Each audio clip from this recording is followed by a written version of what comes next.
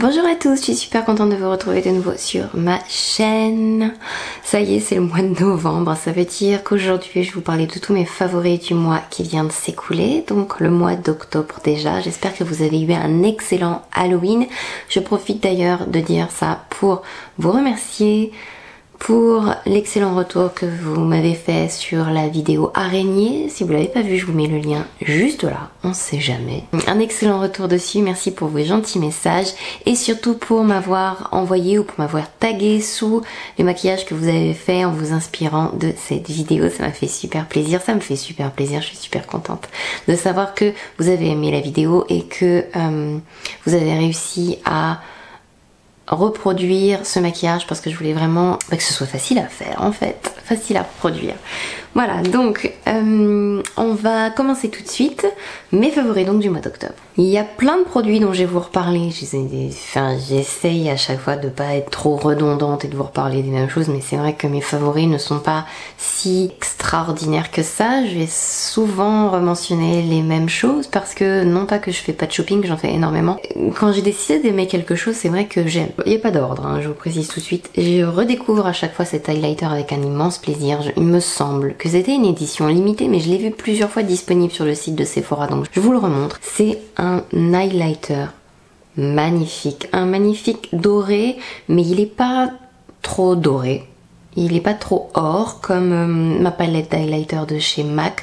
Donc si vous cherchez un doré qui est facile à utiliser pour les peaux claires, pour les peaux moins claires, pour les peaux foncées, il est magnifique, il brille de folie, il est super beau, il fait pas ressortir les textures de la peau si vous avez des petits boutons et il fait hyper bien, il reflète hyper bien la lumière, enfin il est magnifique. Cet highlighter donc c'est le Amrezy et Anastasia. J'aime pas en fait les highlighters trop poudreux, trop plein de textures, trop pailleté, trop... Il faut que quand je le mets sur le visage, ça fasse lisse, vous voyez, que ça brille quand la lumière le touche, mais déjà que ça se voit pas s'il n'y a pas de lumière, que ça fasse doux et lisse, voilà. Donc c'est exactement ce que fait cet highlighter.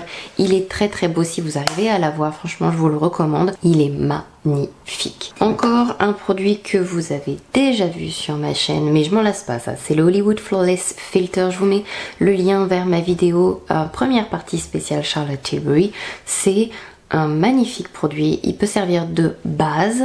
On peut le mélanger au fond de teint pour avoir une texture plus fluide, plus souple, plus douille, un peu plus brillante, pas non plus brillante boule à facettes parce qu'il n'y a pas de paillettes là-dedans. Il fait vraiment un super teint. Il est légèrement teinté, il y a plusieurs couleurs. Donc c'est vraiment un produit unique, j'ai presque envie de vous dire.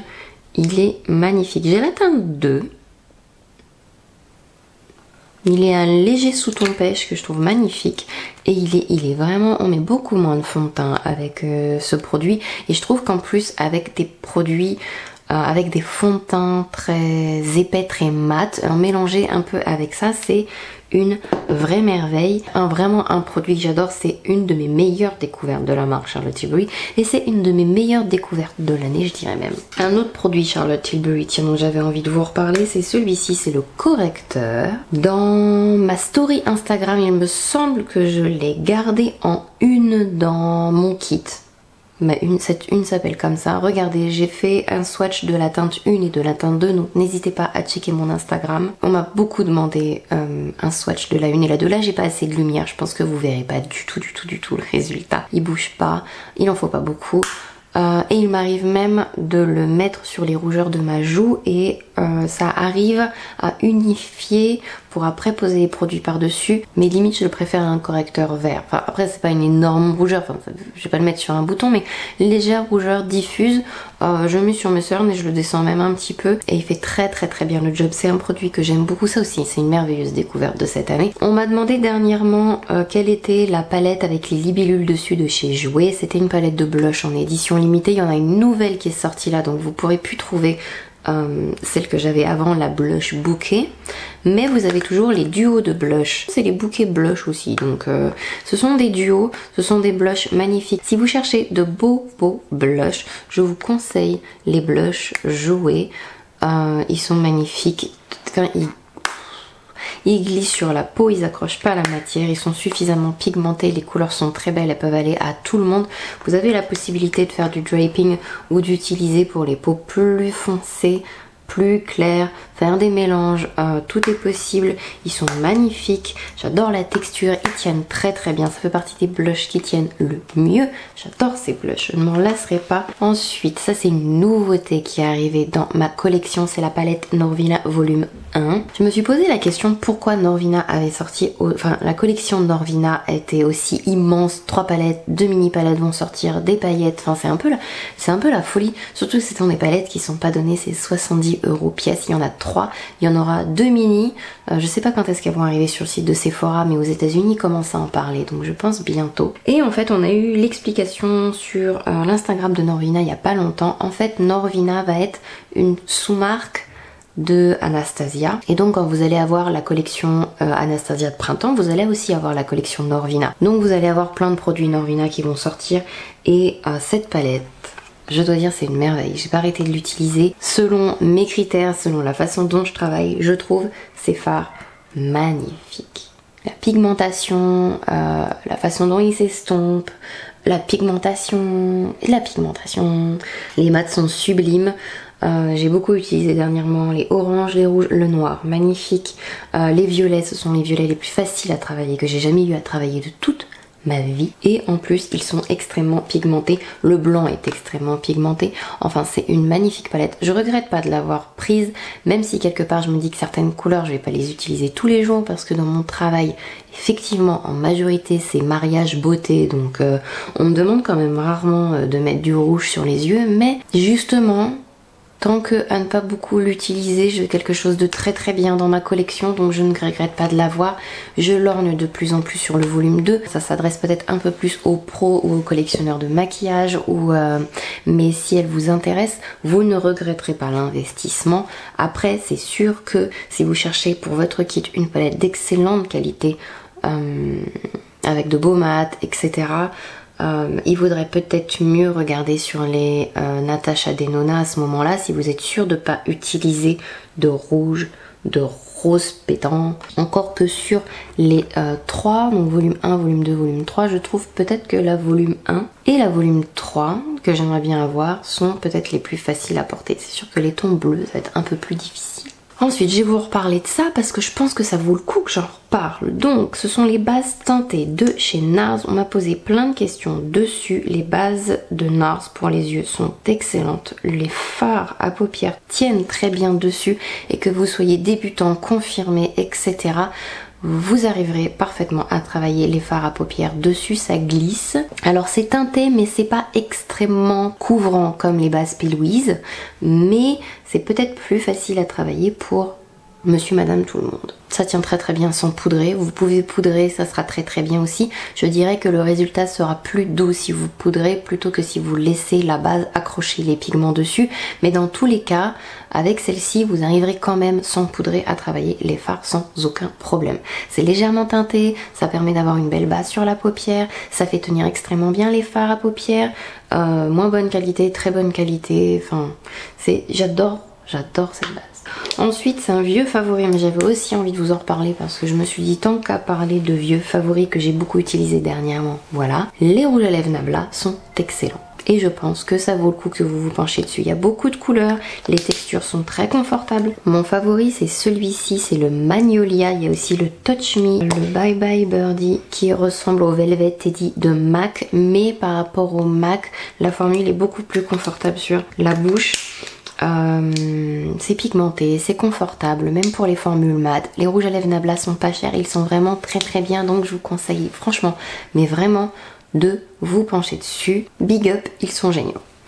Ensuite, 3 découvertes récentes. D'abord, je vais vous parler du Sigmagic Scrub. C'est le nettoyant en savon de Sigma avec des petits picots en silicone. Alors, pas d'inquiétude, les picots en silicone font peur comme ça, mais ça abîme pas du tout les pinceaux. Et je trouve la formule géniale pour enlever, mais vraiment, vous savez, le maquillage waterproof, hyper épais, le truc impossible à déloger où vous mettez 3 heures avec des savons classiques ou même avec des savons faits exprès pour les pinceaux. Ce truc enlève tout en 2-3 mouvements sans abîmer les poils. Ce truc c'est une révolution. Il y a les petites ventouses pour pouvoir l'accrocher au lavabo quand vous êtes en train de laver vos milliers de pinceaux. Enfin en tout cas moi à chaque fois j'en ai un millier. Ce truc est vraiment génial et il déloge tout et n'importe quoi des pinceaux sans les abîmer très vite. Et pour tout ce qui est pinceau fond de teint, pinceau anti-cerne, quand j'ai utilisé énormément d'eyeliner, vous savez pour mes maquillages d'Halloween j'aime bien utiliser l'eyeliner en base. Les eyeliners en général que j'utilise sont waterproof, extrême longue tenue et tout, c'est une galère à enlever des pinceaux, là ça s'en va tout seul. Ensuite, les deux derniers produits dont j'ai envie de vous parler, ce sont des produits de soins. Donc, il y a d'abord le masque Super Hydrate Overnight Mask de Paula's Choice. Ce truc est une tuerie. Donc voilà, c'est un des derniers masques que Paula's Choice a sorti. Celui-ci, je l'ai gagné en concours sur Instagram. Donc c'est Paula's Choice qui me l'a envoyé, mais c'est un concours. C'est gélifié. Donc c'est un masque de nuit, vous pouvez aussi l'utiliser en masque normal. Moi j'aime bien le poser en couche fine après tous mes soins, ma crème, aller au dodo le lendemain. J'ai une peau lisse mais de malade. Je l'ai pas utilisé hier et j'ai un tout petit peu plus de ridules que quand je l'utilise. Quand je l'utilise, j'ai que cette ridule là qui est légèrement atténuée, les autres elles ont toutes disparu. Donc j'espère que vous avez vu mes petites ridules quand je l'utilise pas. Il repule en une nuit, il fait une peau de bébé. La peau est vraiment rebondie, hydratée et ça a un effet ça a un vrai effet de surface très impressionnant. Quand vous utilisez l'acide hyaluronique, vous allez avoir un léger effet repulpant tout de suite, mais c'est surtout sur du long terme en fait, en utilisant les sérums que vous allez voir vraiment un effet impressionnant avec ça. Si vous vous sentez chiffon, fatigué, malade, que vous avez besoin de sortir ou n'importe quoi, vous mettez ça, le lendemain vous êtes c'est impressionnant. Ce truc est très impressionnant. L'autre produit magique, c'est l'ampoule Pure Rétinol. Donc c'est SVR qui fait ça, c'est le 0,3% de vitamine A Pure Rétinol. C'est un sérum. J'ai beaucoup de mal à supporter le rétinol d'habitude et ça a été magique. Je l'ai utilisé un soir, tous les 3 jours, après je l'ai utilisé tous les 2 jours, maintenant je l'utilise tous les soirs. Ça a quand même été assez vite dans le sens où j'ai mis que 1 mois à peu près à m'habituer, je sais plus, 1 mois et demi peut-être. J'ai beaucoup moins de boutons sur le visage, le rétinol c'est magique. C'est parfois très difficile de s'habituer au rétinol, 0,3% c'est bien, 1% c'est fort, faites attention. Mais vous voyez que j'ai beaucoup moins de boutons. Et je sais que c'est grâce à ce sérum là parce que dernièrement j'ai éliminé tout sérum actif. Je faisais nettoyage crème, nettoyage crème, nettoyage crème et au fur et à mesure, le premier que j'ai réintroduit dans ma routine, ça a été ça. Quelque part, j'ai pris un risque parce que je savais pas si j'allais supporter le rétinol. Ça peut faire peler, ça peut donner des rougeurs. Donc c'est pour ça que c'est important si vous vous mettez au rétinol de faire attention, de le faire au fur et à mesure. Et vous n'allez pas forcément supporter tous les produits au rétinol, mais j'ai très bien supporté ce produit et les résultats sont vraiment visibles. J'utilise tous les soirs et pour mieux le supporter, ce que j'ai fait aussi, c'est qu'au lieu de le mettre en sérum avant ma crème, j'en mélangeais quelques gouttes dans ma crème. C'est plus facile de supporter certains actifs si vous avez déjà mis quelque chose avant qui hydrate ou si vous le mélangez à ce quelque chose qui hydrate. Donc voilà, je le mélange à ma crème et malgré le fait qu'il est que à 0,3% parce que quand on a envie de commencer un actif, on se dit ça va être l'ingrédient miracle et on veut le commencer tout de suite à une forte dose, faites attention, ça peut plus vous faire du mal que du bien, j'en ai fait les frais, donc là c'est juste parfait, donc je vais continuer, on verra si plus tard je vais faire un peu plus fort. Mais pour l'instant ça me va très bien. Donc voilà, je vous ai donné tous mes favoris du mois d'octobre. J'espère que cette vidéo vous a plu. De toute façon les soins, je vais vous en reparler dans une prochaine vidéo je pense, parce que vous m'avez pas mal demandé de parler de mes soins. Donc voilà, j'espère que le mois de novembre sera prometteur de plein de bonnes surprises pour vous. Et puis je vais vous faire plein de gros bisous. À très bientôt, bye bye.